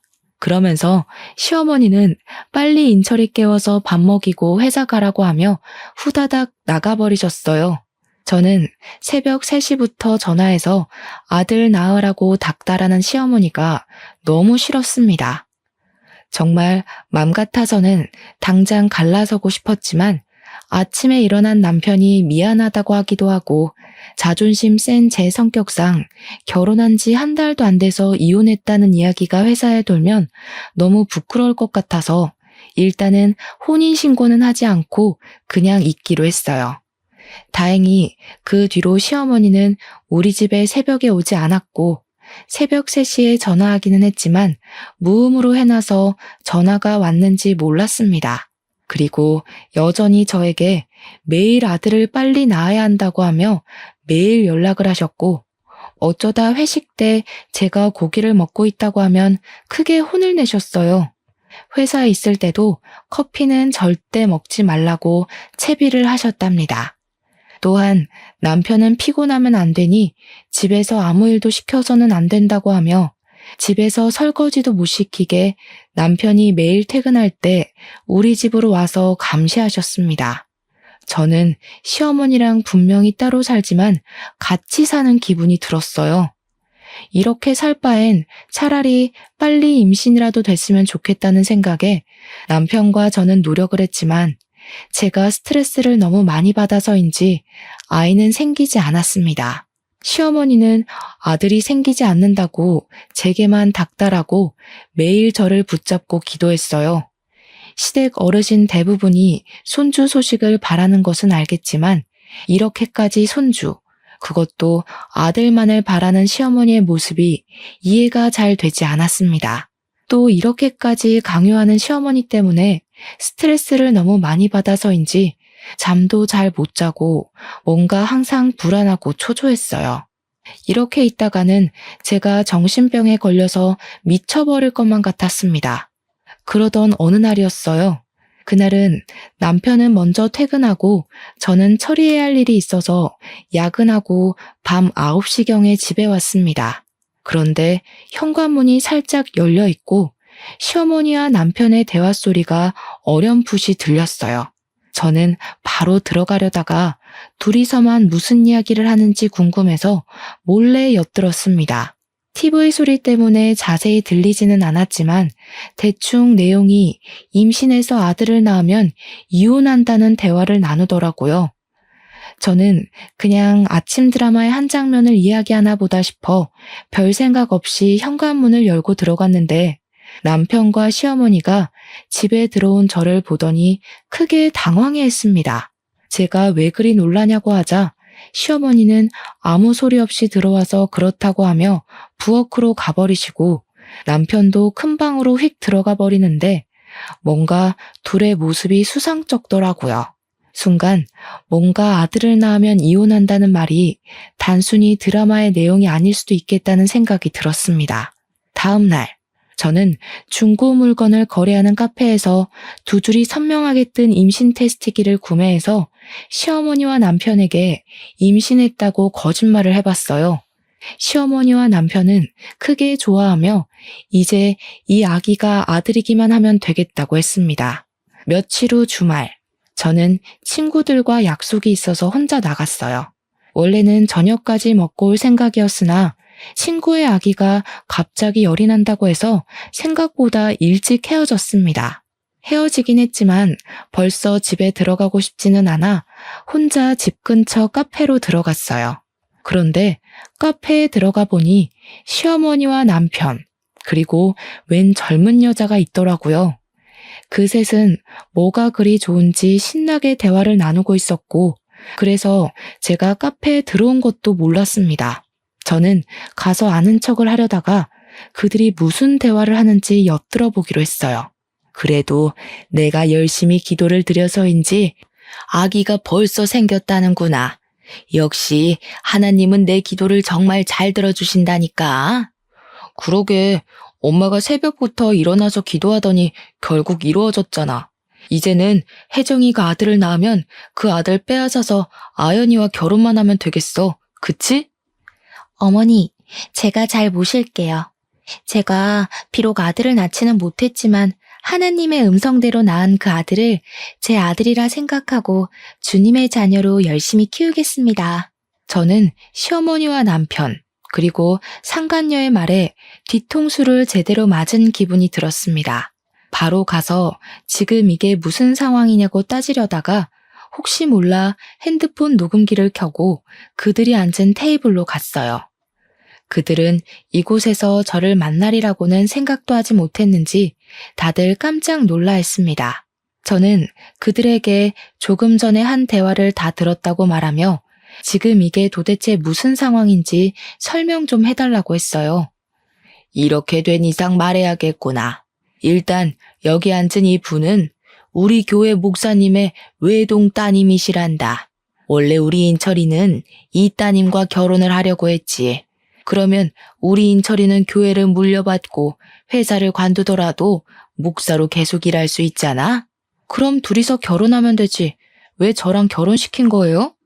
목사님 따님이 젊었을 때 자궁에 문제가 생겨서 자궁을 적출했다지 뭐니. 그래서 아이를 가질 수가 없다는 거야. 그런데 나는 우리 아들의 대를 이어줄 사람이 필요해서 일을 어쩌나 하고 주님께 주님의 일꾼이 될 손자가 필요하다고 기도를 드렸지. 그렇게 교회에서 기도하고 나오는데 인철이가 너랑 아파트 편의점에서 맥주를 먹는 모습이 보이는 게 아니겠어? 그때 하나님의 음성이 들리는 거야. 일단 저 둘이 결혼을 시켜 아들을 낳은 후 둘이 이혼을 하고 그 뒤에 목사님 따님과 결혼을 시키라고 말이야. 아주 좋은 생각이었지. 하나님의 일꾼이 될 손자도 생기고 우리 인철이는 목사가 되고 말이야. 혹시나 하는 마음에 너와 인철이 둘의 사주를 봤더니 아들을 낳을 수 있는 사주라더라. 그래서 바로 둘이 결혼시킨 거야. 네가 마음에 하나도 안 들지만 말이야. 상간녀는 시어머니의 말에 작게 아멘이라고 말하며 아주 감동한 듯한 표정을 지었습니다. 그럼 지금 이 상황을 전현의 부모도 알아요? 그 교회 목사라는 사람도 이 상황 다 알고 있냐고요? 당연하지. 그게 하나님의 뜻이고 음성인데 목사님이 모르시겠니? 당연히 다 알고 지금 네가 아들을 낳아주기만을 간절히 기다리고 있단다. 그러니까 너는 하나님의 뜻을 따라서 아들을 낳고 꺼져주기만 하면 돼. 그럼 목사님이랑 내가 섭섭지 않게 챙겨주마. 근데 어쩌죠? 저 임신한 거 가짜인데. 저 임신 안 했어요. 당연히 제 뱃속에 아기도 없고요. 그때 그 2줄 테스트기는 중고거래 하는 카페에서 산 거예요. 하도 임신하라고 닥달해서 말이죠. 시어머니는 사실 임신이 아니라는 말에 화를 버럭 내며 제 머리채를 잡고 흔들었습니다. 지금 머리채를 잡아야 할 사람이 누군데 자기가 머리채를 잡으니 너무 화가 나서 심장이 터져나올 것만 같았어요. 당연히 남편과 이혼을 할 것이지만 이대로 이혼하기에는 뭔가 억울했습니다. 이들을 완전 갈기갈기 찢어놓고 이혼하고 싶었어요. 저는 일단 카페에서 사람들이 다들 보고 있어서 카페에서 나와서 집으로 갔습니다. 그리고 시할머니와 시아버지에게 제가 녹음한 파일을 보냈어요. 제가 녹음한 파일을 들은 시할머니와 시아버지는 한달음에 우리 집에 오셔서 이게 다 사실이냐고 하셨습니다. 저는 방금 카페에서 있던 일이고 제가 들은 이야기를 하나도 빠짐없이 말씀드렸어요. 잠시 후 시어머니와 남편이 화가 잔뜩 난 표정으로 집에 들어왔고 시할머니는 현관에서 신발을 벗고 있는 시어머니의 뒤통수를 세게 갈기셨습니다. 이 썩으려나. 네가 믿는 하나님이라는 작자는 불륜을 저지르라고 가르치디에 정신 나간 년. 하긴 니녀는 젊을 때부터 아주 싹수가 노래가지고 정신 나간 짓만 골라서 했지. 그래도 술집에서 자란 니년 불쌍해서 걷어줬더니 이제 교회에 빠져서 그딴 짓이나 하고 앉았냐? 썩 꺼져. 너 당장 내 눈앞에서 꺼져. 이혼해 둘이. 네, 저도 더는 참지 못하겠네요. 그동안 정이 있어서 같이 붙어 살았는데 이런 정신 나간 짓이나 하고 정말 같이 못 살겠어요. 저 혼자 늙어 죽는 한이 있어도 이제 이 사람 같이 데리고 못 삽니다. 당장 나가. 이제 당신과 나 끝이야. 아버지, 진짜 엄마랑 이혼할 거예요? 그래도 같이 산 정이 있는데 어떻게 그래요? 할머니, 아버지 좀 말려봐요. 이 새끼가 아직도 정신을 못 차렸나? 너 어릴 때는 피덩이인 네가 우리 아들의 진짜 자식인 줄 알고 거뒀고 커서는 그래도 너를 키운 정이 있어서 같이 키웠어. 네가 우리 집 자식이 아니더라도 그래도 내 손주라 생각하고 키웠다. 그런데 역시 피는 못 속이지. 피는 못 속여. 지 어미 닮아서 싹수가 노란 짓만 하고 다니는 꼴을 보니 더는 너 내 자식으로도 못 두겠다. 너도 네 어미랑 같이 나가서 너네 잘난 하나님한테 기도나 하며 살란 말이다. 시할머니와 시아버지는 집에 들어오려던 시어머니와 남편을 내쫓았습니다. 그리고 제게는 놀라지 말고 들으라며 젊은 시절 이야기를 해주셨어요. 시아버지는 젊을 때 다른 분과 결혼을 하셨었고 그분이 몸이 약하셔서 아기는 없었다고 해요. 젊은 시절의 시아버지는 외모도 잘생기셨고 말도 잘했고 땅도 꽤 있었고 재산도 넉넉하게 있었습니다. 시아버지는 그때 회사 생활을 하며 자주 가던 술집이 있어요. 그 술집은 지금 시어머니의 친정엄마가 운영하던 술집이었는데 외모도 잘생기고 돈도 꽤 있는 젊은 시아버지를 평소에 눈여겨보던 시어머니의 친정엄마가 시아버지를 술을 잔뜩 먹여 취하게 만든 후 자신의 딸을 술집 뒷방에 시아버지와 같이 넣어버린 거죠. 그날 술김에 사고를 친 거고요.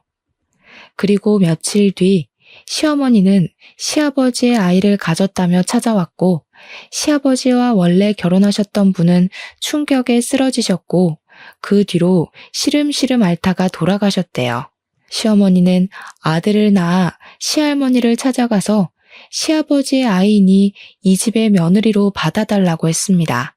시할머니는 처음에는 받아주지 않으려고 했지만 아들이기도 하고 이 아들이 시아버지의 핏줄이라는 생각에 어쩔 수 없이 받아줬어요. 이 아들이 바로 지금 제 남편이었습니다.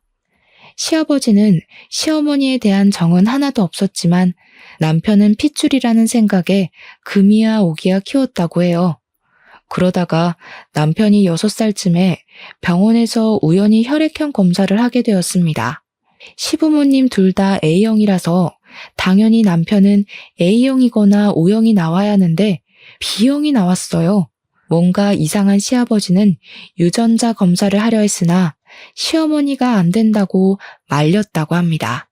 하지만 시아버지는 몰래 유전자 검사를 했는데 검사 결과 남편이 친아들이 아니라고 나왔어요.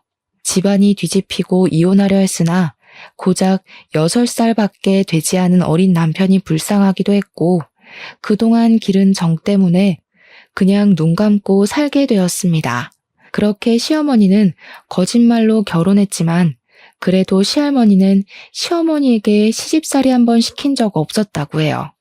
어린 나이부터 술집 하시던 엄마 밑에서 자란 아이가 제대로 살았겠냐면서 진심으로 시어머니를 딸처럼 생각했다고 합니다.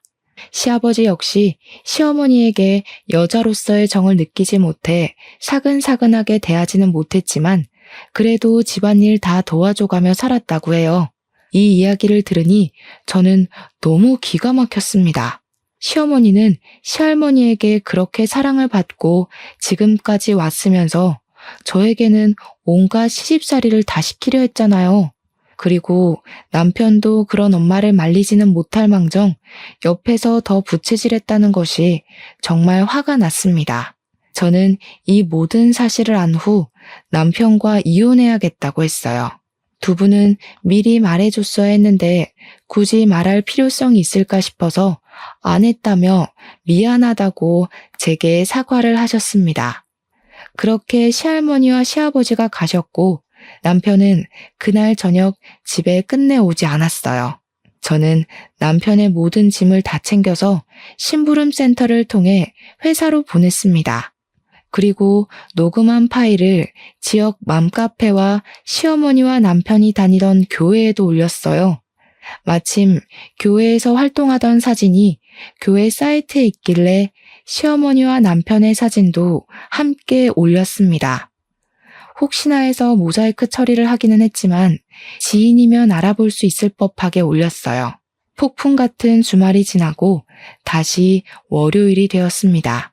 남편은 자신의 자리에 심부름센터에서 보낸 남편의 짐들을 보고 이게 다 뭐냐고 물었어요. 뭐긴 뭐야, 너 짐이지. 이제 내 집에 들어올 생각하지 마. 그 집 내 명의인 거 알지? 진짜 잔인하다. 어떻게 사람을 이렇게 곤란하게 해? 네가 그러고도 사람이야? 먼저 엿먹인 게 누군데 그래. 애초에 나한테 마음도 없었으면서 너 아들 낳아줄 여자 필요해서 나랑 결혼하고 나서도 목사 딸년 만나고 다니는 게 곤란하게 한 거 아니면 뭐니? 너야말로 네가 그러고도 사람이야? 내 말에 회사 사람들은 수군대기 시작했고 남편은 쪽팔린 지 회사를 나가버렸어요. 그날 오후 회사에서 결혼한 여직원들이 제가 맘카페에 올린 사진과 녹음 파일을 보여주었습니다. 그 밑에 댓글을 보니 시어머니가 교회 생활을 아주 열심히 해서인지 어느 교회 다니는지 다 나와 있었고 교회 목사 딸인 상간녀의 얼굴과 신상까지 다 나왔어요.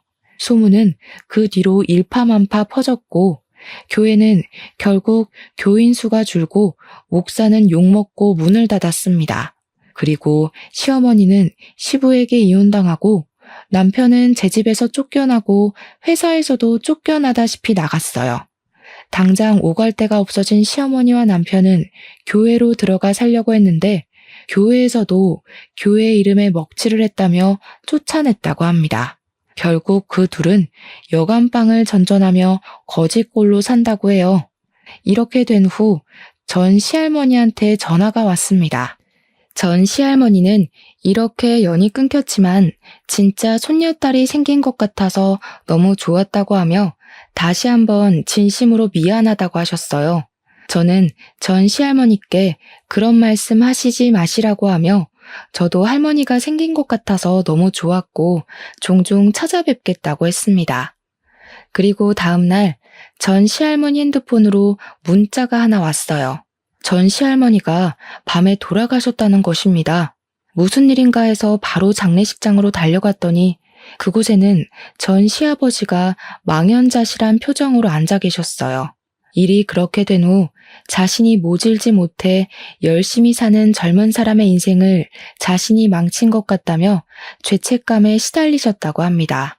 그러면서 몸이 급속도로 안 좋아지셨고 결국 일이 되었다고 하셨어요. 그 이야기를 듣는데 너무 마음이 안타까워서 미칠 것 같았습니다. 저는 회사에 휴가를 내고 전 시할머니의 마지막 가는 길을 지켰어요.